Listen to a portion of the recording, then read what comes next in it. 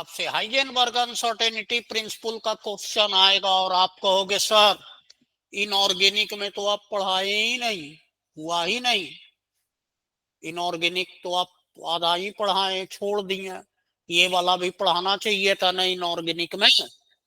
जैसे सवाल है कि in the complex of titanium +2, titanium +3, in the complex of TiH2O6 +3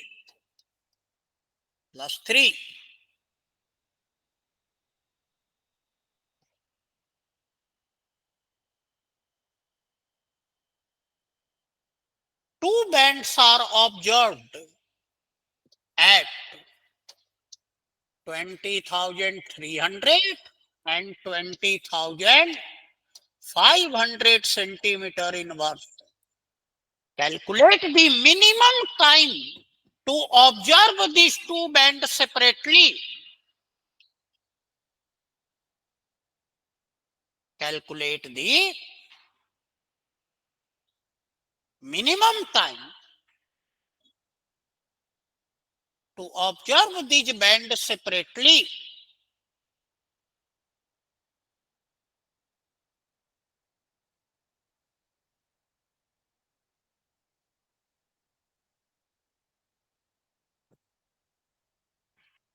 क्या होगा? तुम तो कहोगे सर कोऑर्डिनेशन में तो पढ़ाई ही नहीं, गड़बड़ हो गया सर, धोखा दे दिए।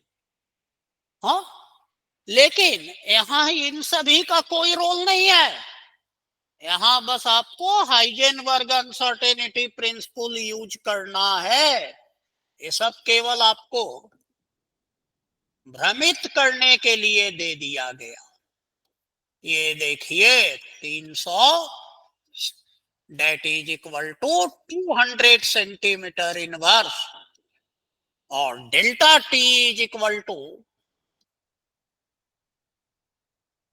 2.65 into 10 power minus 12 centimeter inverse second divided by 200 centimetre inverse. और ये देखिए delta T is equal to क्या आ जाएगा 1.325 इंटू 10 पावर माइनस 14 सेकेंड ना। ये दोनों बैंड कभी हम ऑब्जर्व नहीं कर सकते क्योंकि हमारे इंस्ट्रूमेंट की लिमिटेशन होती है, कोई भी स्पेक्ट्रोस्कोपिक इंस्ट्रूमेंट का। अभी तक हम ऐसा इंस्ट्रूमेंट नहीं बना पाए हैं जो कि relaxation time less than equal to 10 power minus less than 10 power minus 12 second का ऑब्जर्व कर सके। इसलिए ये बैंड हमको टाइटेनियम में आप लोग पढ़े भी होंगे, जो एमएससी किए होंगे, ऐसे मिलता है, ब्रॉड बैंड मिलता है। स्टार्ट होता है 300 से और एंड होता है 500। खैर ये तो आपका रोल नहीं था, आपको तो केवल आंसर बताना, समझना था कि कहां का ये क्वेश्चन है। बड़े कठोर कठोर क्वेश्चन इससे पूछ देता है। ठीक, आप ये मत समझिए कि केवल डेल्टा एक्स डेल्टा पी वाला दे दिया। जैसे calculate the uncertainty in position of an electron, calculate the uncertainty in position of an electron.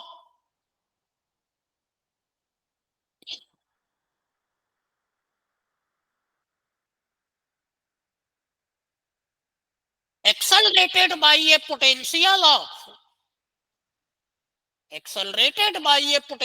of delta phi is equal to 100 plus minus 0.001 volt।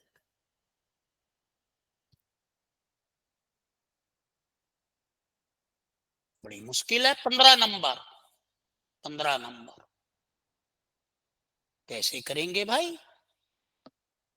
तो ये फॉर्मूला तो वही है, delta X into delta P X greater than equal to H upon 4 pi, है ना। Formula तो वही है। ठीक, अब देखिए E is equal to P x square by 2m, but E is equal to delta I is the potential. ये गड़बड़ हो रहा है। पोटेंशियल का सिंबल यहां ले लेते हैं कैपिटल भी, capital V. E into V is equal to P x square by 2m, और E delta V is equal to P x by p x delta P x upon m, है ना। और delta P x is equal to m e divided by delta V divided by p x. But what is p x? P x is equal to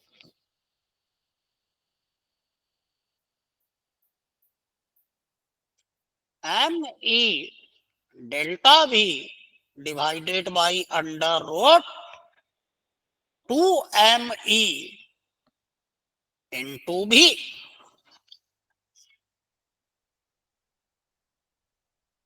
और अब ये क्या हो जाएगा? That is equal to under root M E 2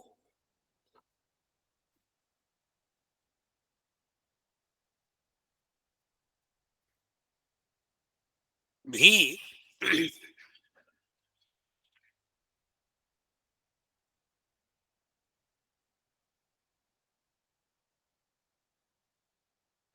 into delta भी।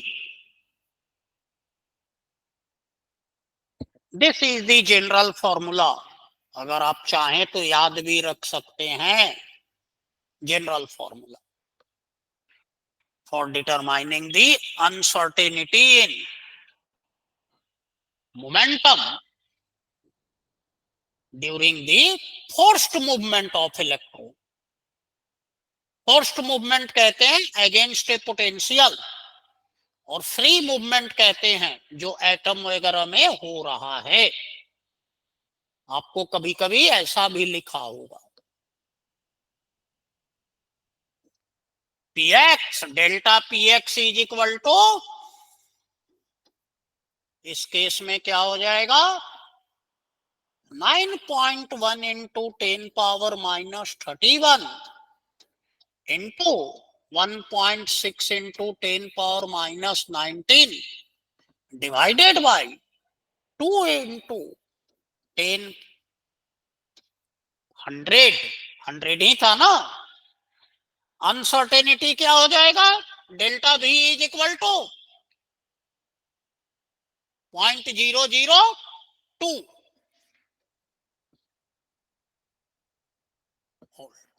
और that is delta P x is equal to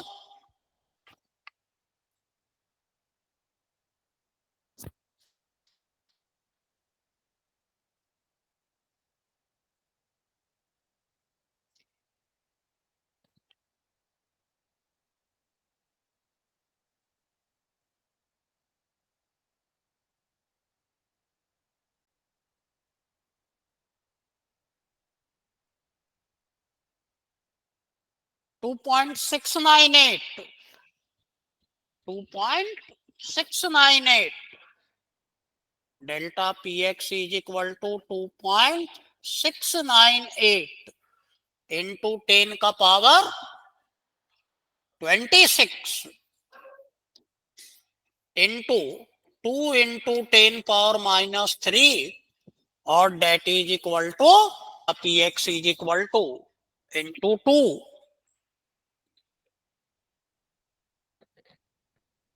5.396 into 10 power minus 29 ये हो जाएगा।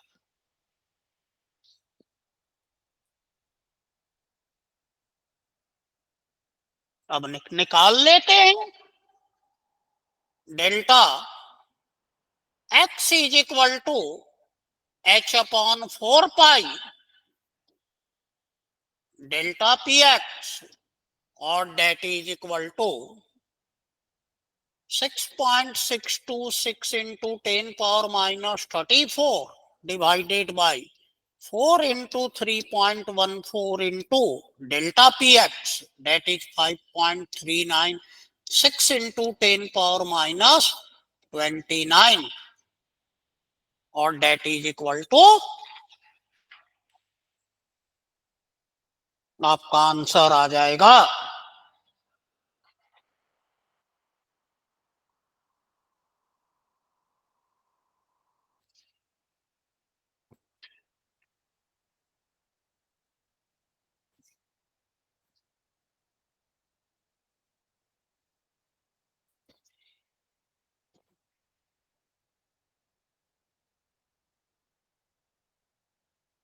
9.77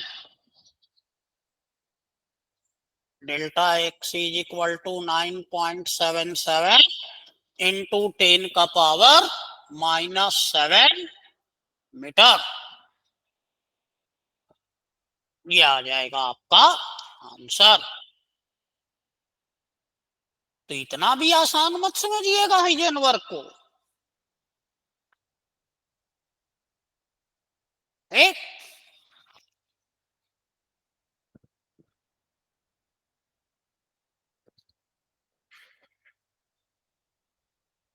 हाइजेनबर्ग आपको बहुत ही मुश्किल में डाल सकता है। And Heisenberg uncertainty principle is the final blow to the classical mechanics.